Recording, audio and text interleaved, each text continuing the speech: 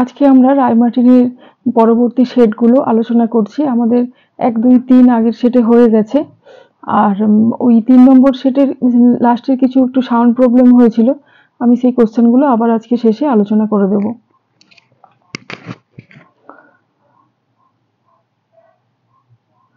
আচ্ছা, এখানে প্রথম কোশ্চেন ছিল আবহিক জল কাকে বলে।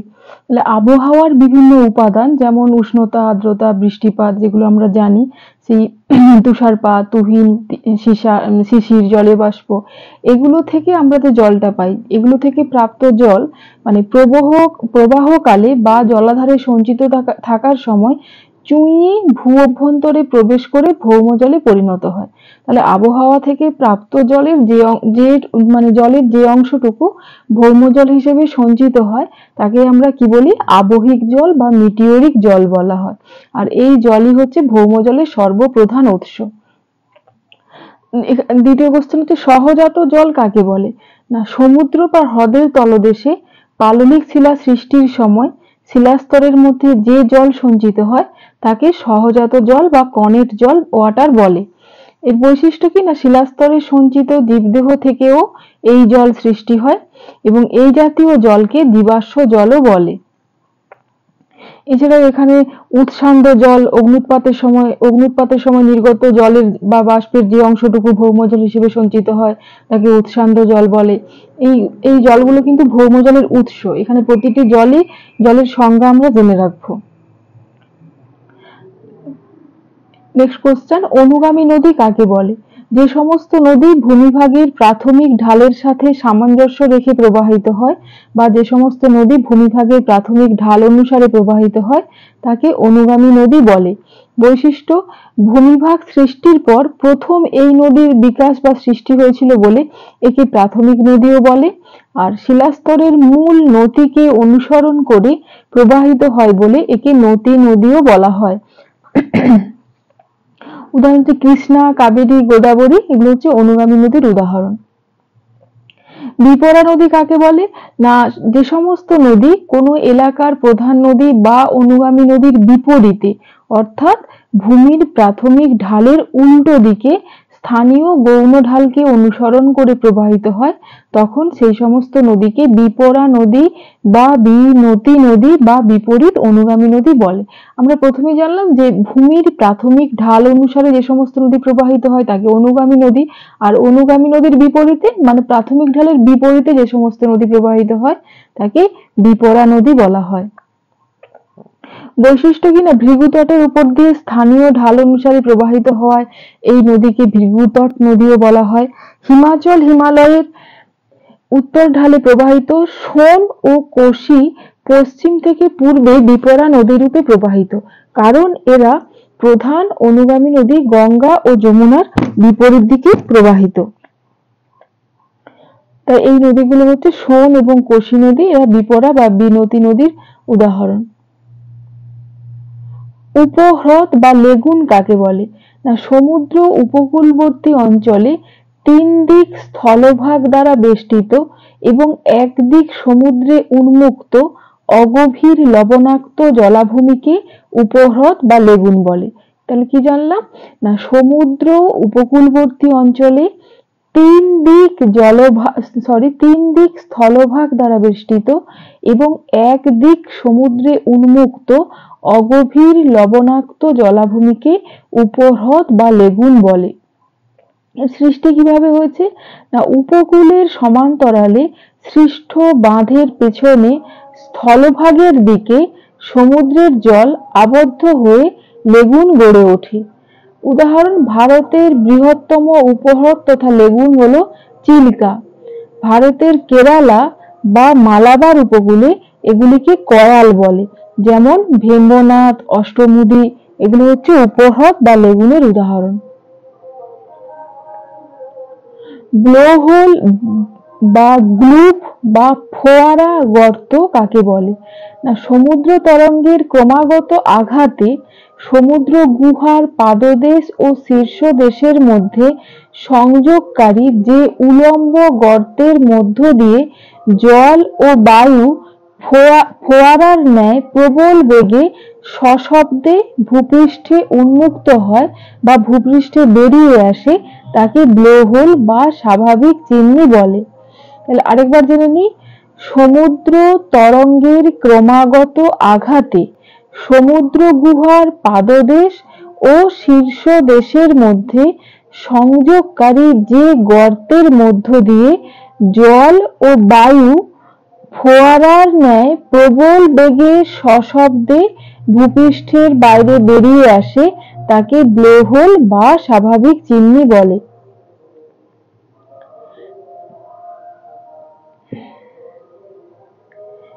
পেরিপ্লেন বা সমপ্রায় ভূমি কাকে বলে? আর্দ্র অঞ্চলে স্বাভাবিক ক্ষয়চক্রের, বিশেষত নদীর বার্ধক্য অবস্থায় সমগ্র অঞ্চলটি সমুদ্র পৃষ্ঠের কাছাকাছি উচ্চতায় বৈচিত্র্যহীন সমতল ভূমিরূপে অবস্থান করে। ডেভিস একে সমপ্রায় ভূমি বা পেনিপ্লেন বলেছেন। তাহলে কি না, আর্দ্র অঞ্চলে স্বাভাবিক ক্ষয়চক্র, আর সাধারণত নদীর ক্ষয়চক্রকেই আমরা স্বাভাবিক ক্ষয়চক্র হিসেবে ধরি। তাহলে এই নদীর ক্ষয়চক্রের বার্ধক্য অবস্থায় সমগ্র অঞ্চলটি সমুদ্রপৃষ্ঠের কাছাকাছি উচ্চতায় বৈচিত্র্যহীন সমতল ভূমিরূপে অবস্থান করে। ডেভিস একে সমপ্রায় ভূমি বা পেনিপ্লেন বলেছেন। সমপ্রায় ভূমির মাঝে কঠিন শিলাগঠিত অনুচ্চ টিলা বা পাহাড়গুলিকে বা অবশিষ্ট শিলাগুলিকে কি বলি আমরা? মোনাডনক বলা হয়।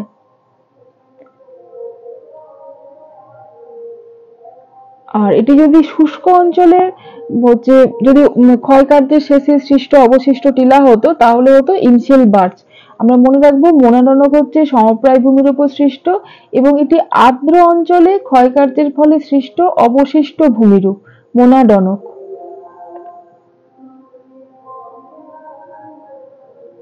এলুভিয়েশন কাকে বলে? না, যে প্রক্রিয়ায় মৃত্তিকার উপরিস্তর, অর্থাৎ এখানে স্তর থেকে খনিজ ও অন্যান্য পদার্থ জলে দ্রবীভূত হয়ে বা জলের সঙ্গে ভাসমান অবস্থায় নিচের স্তরে স্থানান্তরিত হয়, তাকে এলুভিয়েশন বলে। যে প্রক্রিয়ায় মৃত্তিকার উপরিস্তর অর্থাৎ স্তর থেকে খনিজ ও অন্যান্য পদার্থ জলে দ্রবীভূত হয়ে বা জলের সঙ্গে ভাসমান অবস্থায় নিচের স্তরে স্থানান্তরিত হয়, তাকে এলুভিয়েশন বলে। আর এই এলুভিয়েশন মৃত্তিকার স্তরে ঘটে থাকে বলে মৃত্তিকার স্তরকে এলুভিয়েটেড স্তর বলা হয়। এটি দুটো প্রক্রিয়া হয়, 1 নম্বর যান্ত্রিক এলুভিয়েশন আর 2 নম্বর রাসায়নিক এলুভিয়েশন। মৃত্তিকার ক্যাটেনা কাকে বলে? একই জলবায়ুযুক্ত অঞ্চলে ভূমি ঢালের বা পার্বত্য ঢালের শীর্ষদেশ থেকে পাদদেশ পর্যন্ত জল নিকাশি ব্যবস্থার তারতম্যের কারণে একই প্রকার মূল উপকরণ থেকে সৃষ্ট মৃত্তিকা পরিলেখর পর্যায়ক্রমিক পরিবর্তন দেখা যায়, একে মৃত্তিকার ক্যাটেনা বলে।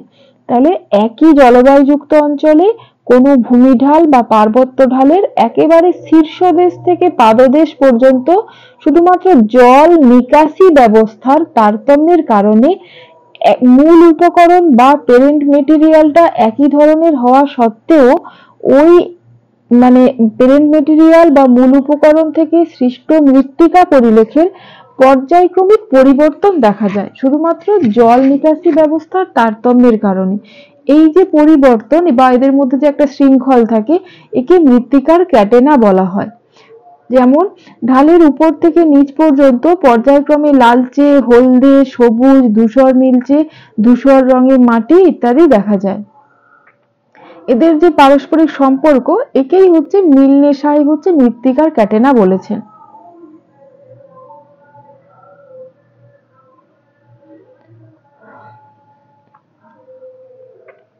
শস্য সমন্বয় কাকে বলে?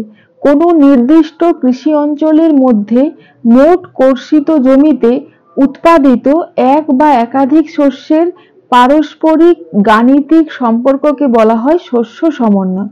তাহলে কোনো একটি নির্দিষ্ট অঞ্চলের কৃষি জমিতে মোট কর্ষিত জমিতে উৎপাদিত এক বা একাধিক শস্যের পারস্পরিক গাণিতিক সম্পর্ককে বলা হয় শস্য সমন্বয়। আর এই শস্য সমন্বয়ের প্রবক্তা হলেন জে.সি. উইভার। এই জে.সি. উইভারের মতে কোনো অঞ্চলের একটি বিশেষ শস্য কতটুকু স্থান দখল করে আছে তার শতাংশ নির্ণয় করার মাধ্যমে ভূমির শ্রেণীবিভাগের পদ্ধতিকে বলা হয় শস্য সমন্বয়। এর সূত্রটা কি মনে রাখবো আমরা? মাঝে মাঝে পরে শস্য সমন্বয়ের সূত্রটি লেখো। এসডি সমান সামেশন অফ ডি স্কয়ার বা root over summation of d square by n. আচ্ছা, এখানে পরবর্তী কিছু কোশ্চেন ছিল, যেমন ইনসিটু কনজারভেশন, হরপা বান, অনুসারী শিল্প, শুষ্ক বিন্দু বসতি, এগুলো সবই হচ্ছে আগের সেটে দেওয়া আছে, তাই আমি এগুলোকে আর নতুন করে আবার পুনরায় বলছি না। আচ্ছা আচ্ছা, ভারতের গার্ডেন সিটি কাকে বলা হয়? বেঙ্গালুরুকে। ভারতের গার্ডেন সিটি বেঙ্গালুরুকে বলা হয়। সিলিকন ভ্যালিও বেঙ্গালুরুকে বলা হয়। শস্য প্রগাঢ়তা কাকে বলে? না, কোনো অঞ্চলে একটি কৃষি বর্ষের মধ্যে নির্দিষ্ট পরিমাণ জমি থেকে উৎপন্ন ফসলের সংখ্যাকে শস্য প্রগাঢ়তা বলে। শস্য প্রগাঢ়তা নির্ণয়ের সূত্র হলো নির্দিষ্ট কৃষি বর্ষে মানে ওই বছরে মোট কর্ষিত জমি, যাকে আমরা সংক্ষেপে জিসিএ বলছি, ডিভাইডেড বাই প্রকৃত চাষের জমি, যাকে নেট কাল্টিভেশন এরিয়া বলছি, আর এটি গ্রস কাল্টিভেশন এরিয়া ইনটু 100। এটি হচ্ছে শস্য প্রগাঢ়তা নির্ণয়ের সূত্র। আরেকবার সংজ্ঞাটা বলে দিচ্ছি। কোনো অঞ্চলে একটি কৃষি বর্ষের মধ্যে নির্দিষ্ট পরিমাণ জমি থেকে উৎপন্ন ফসলের সংখ্যাকে শস্য প্রগাঢ়তা বলে। কেন্দ্রীয় বাণিজ্য অঞ্চল কাকে বলে? শহর বা পৌর বসতির যে এলাকায় ব্যাংক, অফিস ও ব্যবসা বাণিজ্যের সঙ্গে যুক্ত বিভিন্ন প্রতিষ্ঠানগুলি গড়ে ওঠে তাকে কেন্দ্রীয় বাণিজ্য অঞ্চল বলে। তাহলে শহর বা পৌর বসতির যে এলাকাতে ব্যাংক, অফিস, ব্যবসা বাণিজ্যের সঙ্গে যুক্ত বিভিন্ন প্রধান প্রধান প্রতিষ্ঠানগুলি গড়ে ওঠে তাকে কেন্দ্রীয় বাণিজ্য অঞ্চল বলে, এবং এটি একটি শহর বা পৌর বসতির একদম কেন্দ্রবিন্দুতেই এগুলো অবস্থান করে, তাই এগুলোকে সেন্ট্রাল বিজনেস ডিস্ট্রিক্ট বা কেন্দ্রীয় বাণিজ্য অঞ্চল বলা হয়। ইকো ট্যুরিজম কি? দি ইন্টারন্যাশনাল ইকো ট্যুরিজম সোসাইটির মতে ইকো ট্যুরিজম হলো প্রাকৃতিক অঞ্চলে দায়িত্বপূর্ণ ভ্রমণ যা পরিবেশকে সংরক্ষণ করে এবং স্থানীয় মানুষদের মঙ্গল সাধনা করে। আচ্ছা, তাহলে কি না, the international eco tourism society এদের মতে ইকো ট্যুরিজম হলো প্রাকৃতিক অঞ্চলে দায়িত্বপূর্ণ ভ্রমণ যা পরিবেশকে সংরক্ষণ করে এবং স্থানীয় মানুষদের মঙ্গল সাধন করে। এর উদ্দেশ্য কি না, সুসংহত ও স্থিতিশীল পর্যটন সরবরাহ করা, কর্মসংস্থানের সুযোগ সৃষ্টি, সংরক্ষণের গুরুত্ব সম্পর্কে পর্যটকদের সচেতন করা। আমরা একটি মানে এই ধরনের ইকো ট্যুরিজম অঞ্চলে গিয়ে আমরা নিজেদের আনন্দের জন্য সেখানে আমরা পরিবেশের কোনো ক্ষতি করতে পারি না, কোনো গাছপালার কোনো ক্ষতি করতে পারবো না, সেই জায়গাটাকে আমরা নোংরা করতে পারবো না, সেখানের কোনো পশু পাখিকে আমরা আঘাত করতে পারবো না। এই সমস্ত বিষয়গুলো এখানে লক্ষ্য রাখা হয় বা গুরুত্ব দেওয়া হয়। উদাহরণ হচ্ছে অসমের কাজিরাঙ্গা ন্যাশনাল পার্ক, মধ্যপ্রদেশের কানহা ন্যাশনাল পার্ক, উত্তরাখণ্ডের জিম করবেট ন্যাশনাল পার্ক। লা নিনা কি? লা নিনা একটি স্পেনীয় শব্দ, এর অর্থ হলো ছোট্ট বালিকা। সংজ্ঞাটা দেখো, দক্ষিণ আমেরিকার পেরু, চিলি, ইকুয়েডর উপকূলের কাছে পূর্ব প্রশান্ত মহাসাগরে নিরক্ষরেখা বরাবর গড়ে 2 থেকে 7 বছর অন্তর শীতকালে যে অতি শীতল উত্তরমুখী পেরু বা হাম্বোল্ট স্রোত প্রবাহিত হয়ে বিশ্ব জলবায়ুকে প্রভাবিত করে তা হলো লা নিনা। হ্যাঁ, এই লা নিনা হচ্ছে এল নিনোর সম্পূর্ণ বিপরীত অবস্থা। যে বছর এল নিনো সৃষ্টি হবে সেই বছর এখানে এই অতি শীতল সমুদ্র স্রোতের পরিবর্তে উষ্ণ স্রোত প্রবাহিত হয়। তাহলে কোথায় দেখতে পাবো আমরা? দক্ষিণ আমেরিকার পেরু, চিলি, ইকুয়েডর উপকূলের কাছে পূর্ব প্রশান্ত মহাসাগরে নিরক্ষরেখা বরাবর গড়ে 2 থেকে 7 বছর অন্তর শীতকালে যে অতি শীতল উত্তরমুখী পেরু বা হাম্বোল্ট স্রোত প্রবাহিত হয়ে বিশ্ব জলবায়ুকে প্রভাবিত করে তা হলো লা নিনা। আচ্ছা, প্রতীব ঘূর্ণবাত কাকে বলে? নাতিশীতোষ্ণ মণ্ডল এবং হিমমণ্ডলের কোনো কোনো স্থানে সৃষ্ট উচ্চচাপকে কেন্দ্র করে ধীর গতিসম্পন্ন কেন্দ্র বহির্মুখী অধোগামী শীতল ও শুষ্ক বায়ুপ্রবাহকে প্রতীপ ঘূর্ণবাত বলে। আর এই প্রতীপ ঘূর্ণবাতের কেন্দ্রে সবসময় উচ্চচাপ বিরাজ করে। হ্যাঁ, আর যদি এটা শুধু ঘূর্ণবাত হতো বা তাহলে এখানে নিম্নচাপ বা লো প্রেসার জোন অবস্থান করত। প্রতীব ঘূর্ণবাত তাহলে নাতিশীতোষ্ণ মণ্ডল বা হিমমণ্ডলের সৃষ্টি হয়। এখানে কেন্দ্রে উচ্চচাপকে কেন্দ্র করে ধীর গতিসম্পন্ন কেন্দ্র বহির্মুখী, এই যে আরোগুলো দেখো বাইরের দিকে, কেন্দ্র বহির্মুখী অধোগামী শীতল ও শুষ্ক বায়ুপ্রবাহকে প্রতীব ঘূর্ণবাত বলা হয়। কারণ হচ্ছে যেহেতু শীতল বায়ু ভারী হয়, তাই এটি এই কেন্দ্র থেকে বাইরে গিয়ে আবার কোনো নিম্নচাপকে কেন্দ্র করে সেখানে নিচের দিকে নেমে আসে, তাই একে অধোগামী বলা হয় এবং এই শীতল শুষ্ক বায়ুপ্রবাহকে প্রতীব ঘূর্ণবাত বলা হয়। আচ্ছা, সেট 5 এর প্রশ্নগুলো দেখে নিই। সমুদ্রের বৃষ্টি অরণ্য কাকে বলা হয়? না প্রবাল প্রাচীরকে সমুদ্রের বৃষ্টি অরণ্য বলা হয়। পৃথিবীর বিখ্যাত অ্যাটলটির নাম কি? না পৃথিবীর বিখ্যাত অ্যাটলটির নাম হলো কিরিটি মাটি বা ক্রিসমাস অ্যাটল। পৃথিবীর বিখ্যাত অ্যাটল হলো কিরিটি মাটি বা ক্রিসমাস অ্যাটল। অনুগামী নদীর বিপরীত দিকে প্রবাহিত নদীকে কি বলা হয়? অনুগামী নদীর বিপরীত দিকে প্রবাহিত নদীকে বিপরা নদী বলে। বৃক্ষরূপী জলনিগম প্রণালী দেখা যায় কোন জলবায়ু অঞ্চলে? আর্দ্র জলবায়ু অঞ্চলে। ঘূর্ণবাতের চক্ষু অঞ্চলের আবহাওয়া কেমন থাকে? শান্ত থাকে। পৃথিবীর বিনোদনের জলবায়ু বলা হয় ভূমধ্য সাগরীয় জলবায়ু অঞ্চলকে। পৃথিবীর দীর্ঘতম রেলপথ হলো ট্রান্স সাইবেরিয়ান রেলপথ। ছত্তিশগড় অঞ্চলের প্রধান নদী মহানদী। একসাথে লাগোয়া একগুচ্ছ শহরকে বলা হয় পৌরপুঞ্জ। আর এই পৌরপুঞ্জ কথাটি সর্বপ্রথম বলেন প্যাট্রিক গেডেস। শ্রীলঙ্কায় অসম প্রকৃতির বা শ্রেণীর চায়ের প্রচলন বেশি। অসম প্রকৃতির। কাগজ শিল্পের দুটি কাঁচামাল হলো সাবাই ঘাস ও কস্টিক সোডা। পশ্চিমী ঝঞ্ঝা কাকে বলে? না শীতকালে উত্তর পশ্চিম ভারতে অবস্থিত জম্মু ও কাশ্মীর, পাঞ্জাব, হরিয়ানা প্রভৃতি রাজ্যে ভূমধ্যসাগরীয় অঞ্চল থেকে আগত পশ্চিমা বায়ুর প্রভাবে মাঝে মাঝে 2-4 দিন একটানা আকাশ মেঘলা থাকে, পার্বত্য অঞ্চলে তুষারপাত হয় ও সমভূমিতে টানা 2-3 দিন ঝিরঝির করে বৃষ্টি হয়। একে পশ্চিমী ঝঞ্ঝা বলে। শীতকালে ফসল চাষে এই বৃষ্টি সাহায্য করে।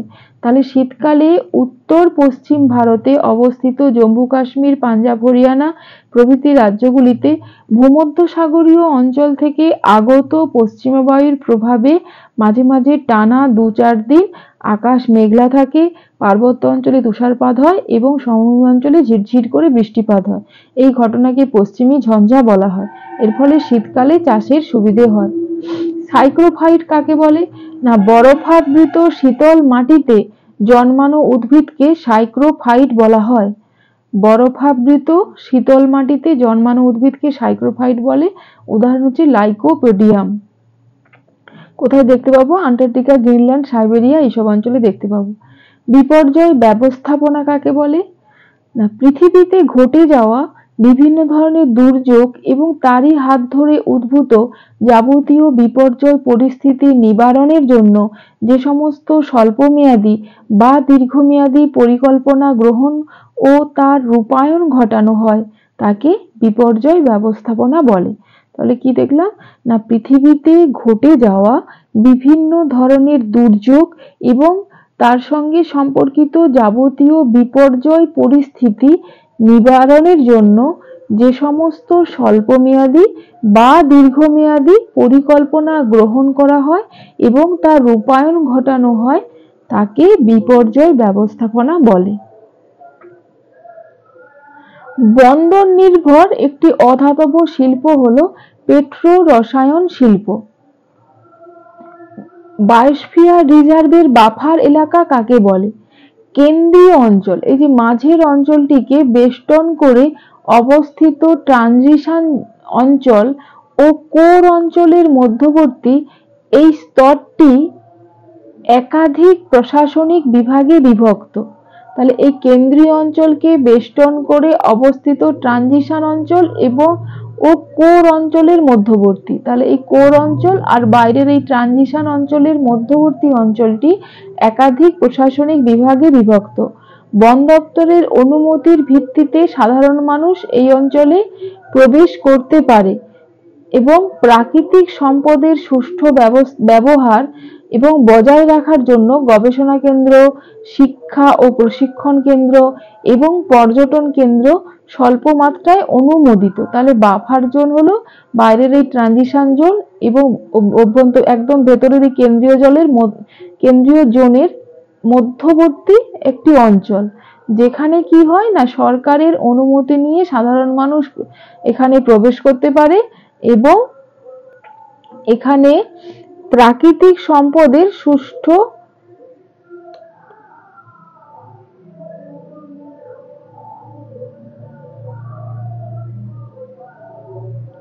এই অঞ্চলটা এইটা হচ্ছে বাফার জোন, এটা হচ্ছে বাফার জোন। এর বাইরে হচ্ছে ট্রানজিশন অঞ্চল, ভেতরে হচ্ছে কোর অঞ্চল।